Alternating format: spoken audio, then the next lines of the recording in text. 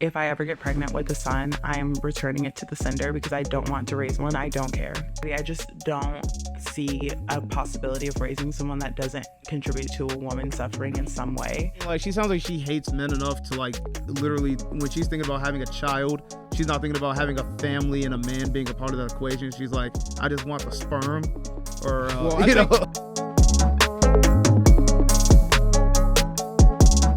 What's poppin', everybody? Welcome back to the Cole Podcast. I'm Zoe. And I'm Steve. And today we're going to be taking a look at a video of a woman who tells the world how she fears having a son because she does not want to bring another predator into this world. Yeah, you know, everyone knows that men are evil and they should be stopped before they can ever start. So this woman has some really strange opinions that sort of back up that idea. Obviously, I'm being sarcastic, but go ahead and play it. As a man, I wish I was dead. I obviously don't care. I always tell my potential partners, if I ever... Dennis Steve. Yeah. Cracking. This might be controversial, but I obviously don't care. I always tell my potential partners, if I ever get pregnant with a son, I am returning it to the sender because I don't want to raise one. I don't care. I don't care. I might as well be one of those people that flip out and cry when they're having a girl at a gender reveal because I do not want to have a son. I don't want to raise one. I do not want to potentially raise someone's abuser. I don't want to potentially raise someone in this society. I just don't see a possibility of raising someone that doesn't contribute to a woman suffering in some way. And I just don't want to be a part of that. I don't think that it's worth having one. I like, basically, we're just like, men are just lost causes. Like, we can't not bring suffering to women. Yeah, like just no matter in general, what. being a man means that you're going to abuse women. Like, there's no other option beyond that. It's inevitable. I thought about stopping my ways. It's like Thanos. Yeah. I am inevitable. I am the Thanos to all women. Yeah, men are inevitable. I agree 100%. You guys are terrible. Yeah, but no, I think that it's kind of insane because like she's like not necessarily even considering the personal responsibility aspect of it. Like she could obviously just be a better person and parent herself and raise a boy that's not a abuser or whatever. Yeah. But she's very likely to either already be or be in the future a single mother. So I guess she's kind of already set her expectation like, well, I'm not going to be able to ever be a competent parent by any means. So at least I'll put it on, what she assumes is easy mode by having a female child. But I don't know. I feel like it's probably equally hard to raise a girl as a boy. Yeah. I mean, I've heard from different type of other parents that, generally I think it's like boys are harder to raise when they're younger and then they get easier as they get older, and then girls have the opposite effect because I think a lot of people complain about, women, like girls and how they behave as they get older, like in their teen years. A little unrelated, but generally, like you said, there seems to be like this idea that she has no agency when it comes to like raising her kids.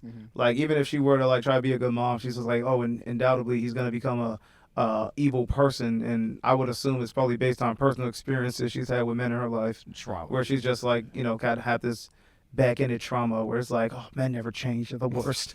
They're like cancer. I'm trying to imagine her saying that to the person who she's trying to have like a baby with or something. Like, or a relationship is like, oh yeah. That's my other thing too, because I'm like, okay, I'm assuming she's considering having a kid.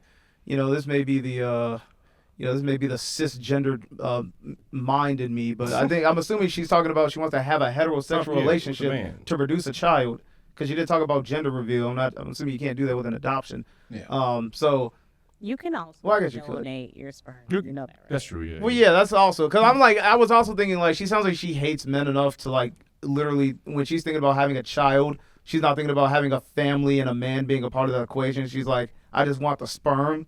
Or I honestly, when I see this woman and I hear her speak, I see the exact same archetype of like, when there's like the Black Lives Matter activist or the Black Pride woman that is either married to a white guy or fucks nothing but white guys. Yeah, that's kind of what I see here. Like, but she's like, instead of it being white guys, it's literally just like she talks shit about men constantly, but she also is probably also fucking a lot of dudes. Yeah, and this is not to bully her, but immediately I was like, I could see her, kind of the way she had that kind of Valley Girl accent too. Yeah, she's either fucking white guys or she's like one of those girls that I'm pretty sure could possibly be bi. And dates exclusively like white women, You know. It's a bit of an eccentric idea, for sure. Label this girl. Y'all don't know. I mean, it's a very eccentric idea. Because It kind of makes a little bit of sense. But if she were telling me this, like, I would obviously immediately be like, no, we're not going any further with this relationship at all. Yeah. Because she's probably got a screw loose in her head. The only thing you need to tell her is have therapy, please. Yeah, seek help. Help. As Kanye says, find Well, she help. clearly needs therapy because if you go through her videos, literally, like, after this one went viral, all of her videos are, like, just her talking about aborting boys. I want to, but you know what? There's this. I think it's. I remember this is like. And I saw this on YouTube. I forget the creator, but basically, I think it's Kendra G. It's this lady that she kind of like runs this movement, or is it Cynthia G? She runs this movement of black women who want to basically defect from dating black men and having black babies because they think they're the worst things ever. And I forget the name. It starts with a D, but like it's like this actual movement with a name. They call black men like toe tags and body bags or bullet bags because basically all we do is go to jail and get killed. That is really offensive. And there's like they want to start a movement of women who date out so that we don't have any more destructive, destined to do no good little nigglets running around. That sounds kind of familiar. Yeah, and she sounds like she's mimicking those exact same like calling cards of what that movement's about. Basically, without the racial aspect, but she doesn't want a man, and she thinks all men are bad. She just happens to be black, so I'm assuming she probably predominantly deals with black men.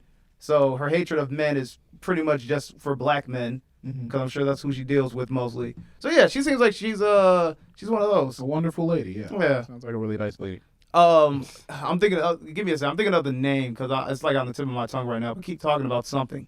Well, I think you guys are assuming a lot of things that is probably not true, but it could be true. All I'm saying is she's not going to be a good parent because she's not thinking about unconditional love for her child. And I don't think she's going to actually love her daughter. If she's not even able to love her son, she's not able to love her daughter the way that it should be. So what if she has I don't twins? think she would be able to raise a child essentially like that. So A divester. I think that's what they call it. Divesting. Yeah, they're divesting themselves of black men. If she had twins, though, like one's a boy, one's a girl, twins. She probably moved to China and maybe divest one of them. She'll change her mind in the future when she has a child. She probably has time to grow. I don't know how old she is. Yeah, maybe she's just young. I feel like she's in her 20s, right? I mean, yeah, part of it's probably just a shtick too. Like I was saying in one of the other episodes, it's literally like just saying absurd things on the internet to get clicks and views. I can't wholeheartedly believe that she actually believes like, oh, I need to abort any boy that I get pregnant with because, boys are just inherently evil. But she said she wants to send it back to the sender. Yeah. Yeah. It's not good. People are actually believing you. This is dangerous rhetoric, and I feel personally offended. Yeah. All right. Anyone got some closing thoughts here?